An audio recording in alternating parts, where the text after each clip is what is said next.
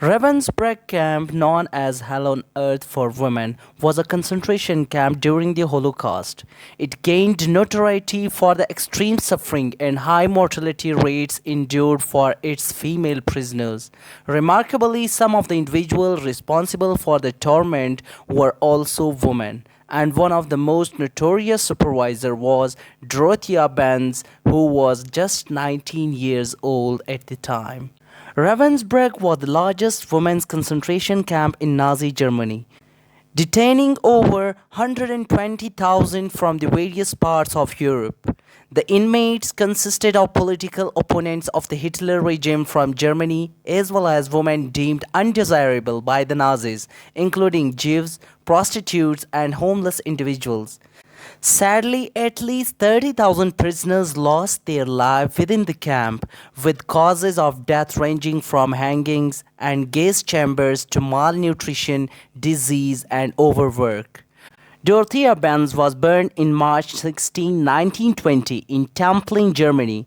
Her family was not wealthy, so she had to work as a dishwasher from the age of 15 in the late 1930s. During the height of Hitler's regime, young individuals like Binz could find opportunities within the Nazi apparatus by joining the SS auxiliary units.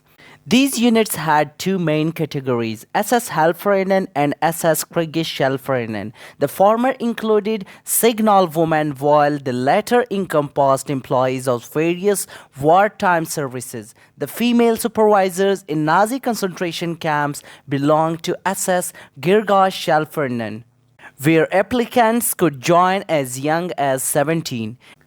In 1939, Dorothea Binz became a member of SS Auxiliary Unit and started working in the kitchen at the Ravensbrück concentration camp.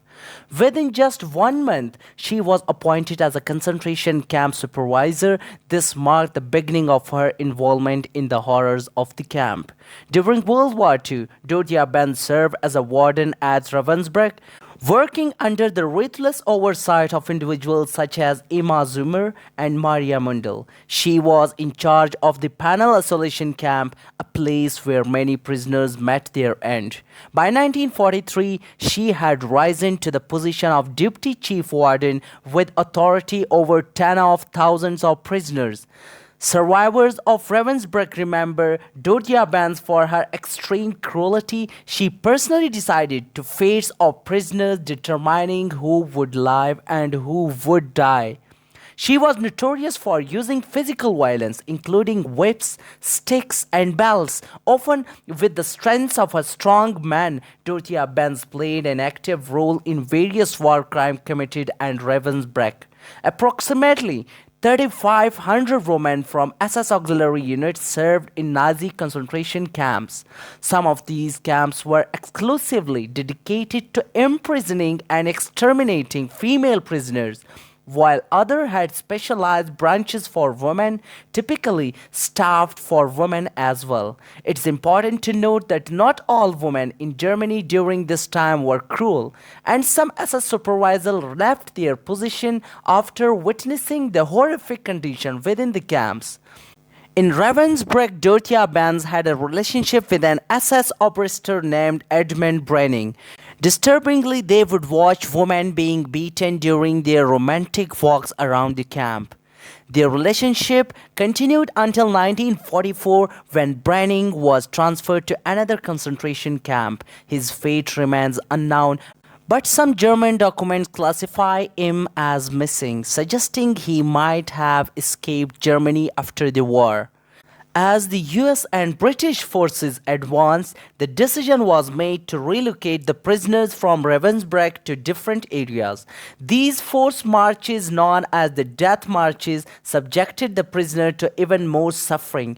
Dorothea Binz managed to escape during one of these marches, but she was subsequently captured by the British in Hamburg on May 3, 1945, and detained in Recklinghausen prison. During the trial held in Hamburg from 1946 to 1947, 16 SS personnel from Ravensbrück, including Dorothea Binz, was sentenced to death for their involvement in their war crime. While Dorothea Binz admitted to beating concentration camp prisoners, she pleaded for clemency, which was ultimately denied. On May 2, 1947, she was executed in Hamburg's Hamilton prison.